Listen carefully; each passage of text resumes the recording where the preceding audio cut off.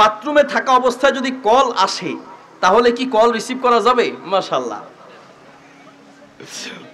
আসলে তো দোষ তো নাই, প্রশ্ন তো কারণও আছে কি, কারণ কল আসার তো কোনো সময় গময় নেই, ঠিক কি না? নামাজের সময় আসে, আবার কি বাথরুমে গিয়েও আসে। এখন যদি বাথরুমে কল আসে, কল রিসিভ করা যাবে কিনা? এর উত্তর হচ্ছে বাথরুমে থাকা অবস্থায় কিছু কাজ করা নিষেধ। নাম্বার 1, বাথরুমে কোরআন তেলাওয়াত করা নিষেধ, আল্লাহর নামের জিকির করা নিষেধ।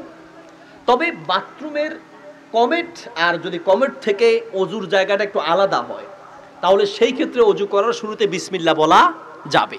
তবে সেখানে উত্তম হচ্ছে বিসমিল্লাহটা বাইরে বলে ঢুকেই আপনি অজু করা শুরু করবেন, এটা হচ্ছে ভালো। বাকি আপনি যদি এরপরেও চান ওই কমেট থেকে আলাদা যদি অজুখানা থাকে তাহলে সেখানে অজুর শুরুতে বিসমিল্লাহ বলা যাবে। এমনি স্বাভাবিক অবস্থায় বাথরুমে থাকা অবস্থায় জিকির আজকার করা যাবে না, কোরআন তেলাওয়াত করা যাবে না। কোরআন নিয়ে, কোরআন দেখা যায় বা আয়াত দেখা যায় বা আল্লাহর নাম দেখা যায় এমন কিছু নিয়ে বাথরুমে প্রবেশ করা যাবে না। নবী সাল্লাল্লাহু আলাইহি ওয়াসাল্লামের হাতে আংটি ছিল, রাসূল সাল্লাল্লাহু আলাইহি সাল্লাম হাতে আংটি পরতেন। তিনি ডান হাতেও আংটি পরতেন, বাম হাতেও আংটি পরতেন। শুধু দুটি হাতে আংটি পরা নিষেধ। এই যে এই দুটি হাতে আংটি পরা কি নিষেধ আছে।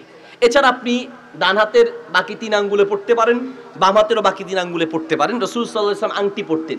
আল্লাহ রসুলের আংটিতে লেখা ছিল মুহাম্মাদুর রাসূলুল্লাহ, তবে সেই ক্ষেত্রে উপরে ছিল আল্লাহ, মাঝখানে ছিল রসুল, আর নিচে ছিল মুহাম্মাদুর রাসূলুল্লাহ।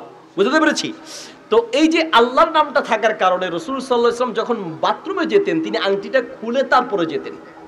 তাহলে এতে করে বোঝা যায় যে আল্লাহর নাম দেখা যায় বা বাহির থেকে দেখা যায় এমন কিছু নিয়ে বাথরুমে প্রবেশ করা যাবে না। এদিকে খেয়াল করে শুনতে হবে, কথা বলা যাবে না এখন আর কোনো প্রশ্ন নিও না। এদিকে বাথরুমে প্রবেশ করা যাবে না আল্লাহর নাম দেখা যায় এমন কিছু নিয়ে। মোবাইলে কোরআন আছে, মোবাইল নিয়ে প্রবেশ করা যাবে কিনা, প্রশ্ন আছে কিনা? আপনার প্রশ্ন একটা করলে এটার সাথে রিলেটেড অনেকগুলো প্রশ্নের উত্তর একসাথে দিয়ে দিব। এগুলো আপনি হয়তো একজন করছেন আরেকজন লিখতে পারে না, কিন্তু এই প্রশ্নগুলো আসবে। এদিকে মোবাইলে কোরআন আছে, মোবাইল নিয়ে প্রবেশ করা যাবে কিনা? যাবে, তবে শর্ত হচ্ছে মোবাইলের স্ক্রিনে কোরআন তেলাওয়াত রাখবেন না। মোবাইলের স্ক্রিনে আল্লাহর নাম দেখা যায় এমন কিছু যদি আপনি বাথরুমে নেন আর আবার সেখানে বাথরুমে যদি এটা ওপেন করেন তাহলে উপরে কি ভেসে উঠবে? আল্লাহর নাম অথবা কোরআন আয়াত ভেসে উঠবে। এই জন্য এভাবে নেওয়া যাবে না। তো যেটা বলতে চাচ্ছিলাম যে বাথরুমে কি কি নিষেধ, এর মধ্যে আরেকটি নিষেধ হচ্ছে বাথরুমে কথা বলা নিষেধ। কিন্তু একান্ত যদি খুব জরুরি হয় তাহলে বলা যাবে। সেই জরুরিটা কি? একজনে বলে আমরা বাথরুমে গেলে সবাই গান গাইতে গাইতে আমাদের গানের একটা প্র্যাকটিস হয়ে গেছে।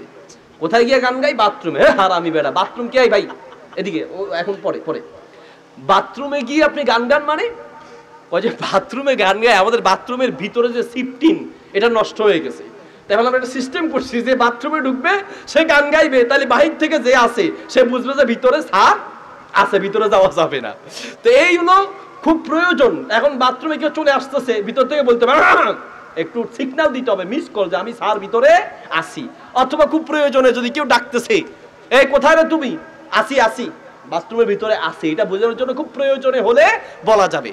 কিন্তু মোবাইলটা কি খুব প্রয়োজন? মোবাইল আপনি একটু বড় ধরতে পারবেন না, অসুবিধা তো নাই।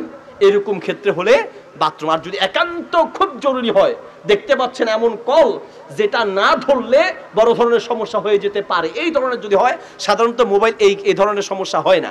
একান্ত এরকম যদি হয় তাহলে বাথরুমটা ধরে যতটুকু কথা দরকার ঠিক ততটুকু বলা যাবে। যেতে পেরেছি? স্বাভাবিক অবস্থায় বাথরুমে কথা বলা উচিত নয়।